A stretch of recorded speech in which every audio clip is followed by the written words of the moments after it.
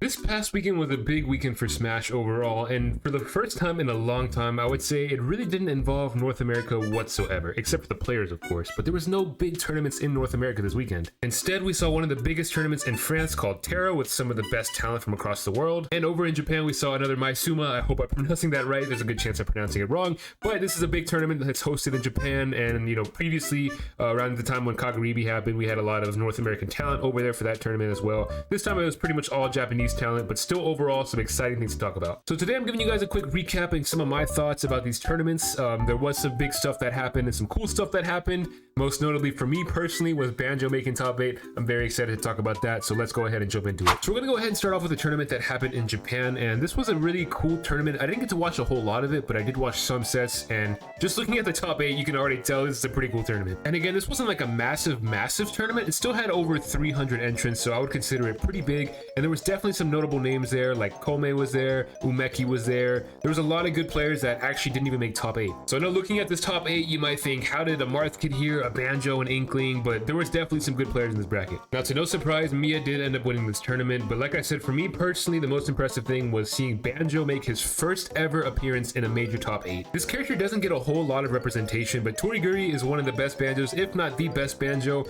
and you might recognize him because he did previously beat Mutes when Mutes was in Japan. Now, at the time, this was a crazy upset because most people had never heard of this player, but I feel like since then, Toriguri has been making more waves, and especially just making a top 8 at a major is a major accomplishment for a character like BANJO. I honestly feel like this is one of the most underrepresented characters. There's really no players that come to mind when I think of BANJO. Me personally, this is a character I really enjoy. I actually have a lot of fun as BANJO, but a lot of people like hate BANJO's playstyle. They think he's annoying, and people just don't put in the time for BANJO. I mean, I even mentioned it recently when I was streaming. This is a character that does not feel like DLC whatsoever. Now, that being said, whether you like BANJO or not, it's always good to see some new character representation, and this is definitely the best accomplishment from a solo BANJO that we've seen by far in any tournament, I would say. And personally, I'm definitely going to go back and watch some of the sets because I didn't get a chance to watch all of them, but the ones I did watch were very impressive. Now, aside from my personal bias of thinking that BANJO is such a cool character, it was also really cool to see solo Inkling and solo Marth make top 3 at this event. Again, Inkling is a character that really fell off since the start of Smash Ultimate, and I mean, we're seeing, more of a resurgence, I guess, because Cosmos is focusing more on the character, but other than that, there hasn't been like a lot of Inkling representation. And honestly, the same could be said for Marth because, Lucina kind of outclasses Marth in every single way, so that's why we always see Lucina instead of Marth.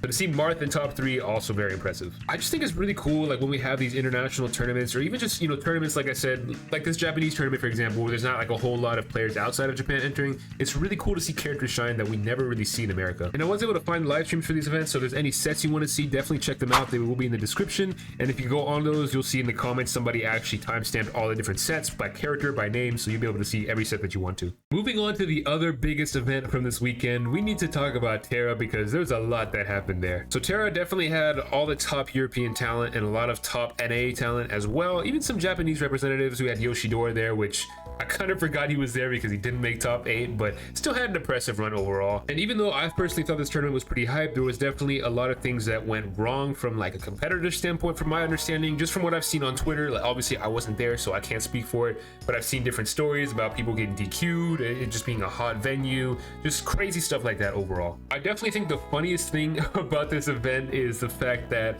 like a 16-year-old player that goes by Big Chungus made top 8 using Steve, of course Steve, and apparently going into this event there was basically an incentive of basically whoever outplaced the expectation the most will get a free trip to Rise and Grind, which is over here in Texas. Obviously a massive trip for anybody coming out of Europe, and so yeah, Big Chungus won that, but Rise and Grind has Steve banned, so I don't know what they're gonna do there, but yeah, kind of funny to look at. As far as the actual matches go, we definitely saw a lot of upsets going into top 8. So like Base Mage, for example, took out Siski. Even though Base Mage didn't make top 8, got very, very close. There's a lot of good players that didn't make top 8. This event was like pretty stacked overall, I would say. Another notable player that didn't make top 8 was of course Cosmos, who lost his bet with EE, so that's gonna be 500. He's gonna have to hold that L, unfortunately. But let's talk about the actual top 8. And this is actually what I got to watch a lot of. I watched most of top 8, not all of it, but pretty much all the winner side stuff I got to watch. So Spargo went ahead and took out Gluttony. Tweak barely took out Light. He was down by a lot.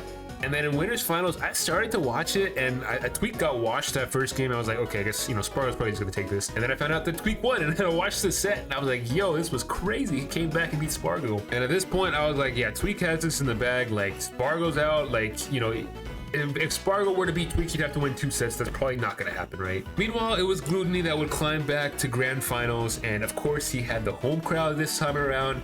The French crowd was going crazy, and Gluttony managed to pull off the upset against Tweak. I think the key takeaways from this event are the fact that Gluttony is still very underrated in my opinion. The fact that he's ranked 11th in the world is crazy to me. I think we should definitely bump him up just a little bit, maybe make him like, you know, top 8. I think that's fair. I think top 8 will be fair for Gluttony. The other takeaway is the fact that Steve still carries, which, you know, nothing wrong with that. It's Steve, you know. And I'd say one of the bigger takeaways is that Tweak, in my opinion, he's back. I mean, he's kind of been, you know, having some, I wouldn't say disappointing results. He's been getting, you know, 7th, 9th, nothing terrible, right? But for his standard, I know he's been wanting to place higher.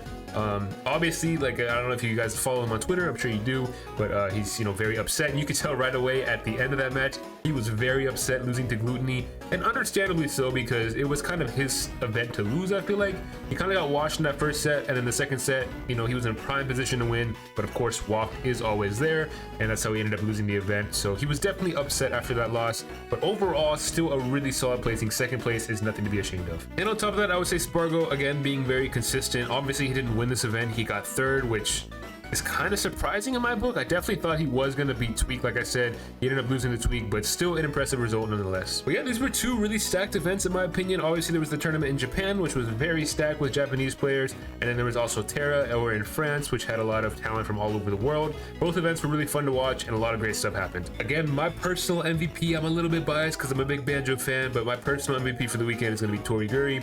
I really like to see Banjo, especially at the highest level, and that's something that we really have never gotten to see, so it's really cool to see that now. But go ahead and let me know in the comments what surprised you the most this weekend and what you're looking forward to next weekend. I know we have Riptide coming up. I think that actually is next weekend. Not like a super stacked event, but still a lot of top talent from across the US. So I'm excited to see that one. And if you enjoyed Smash or just enjoy hearing me ramble on about random stuff, make sure you subscribe to the channel. We are getting closer and closer to 10,000 subs. I believe we can do it by the end of the year. It's definitely possible, but only through your support. If you can go ahead and subscribe to the channel, that would mean a lot. Hope you guys enjoyed the video, and I will catch you in the next one.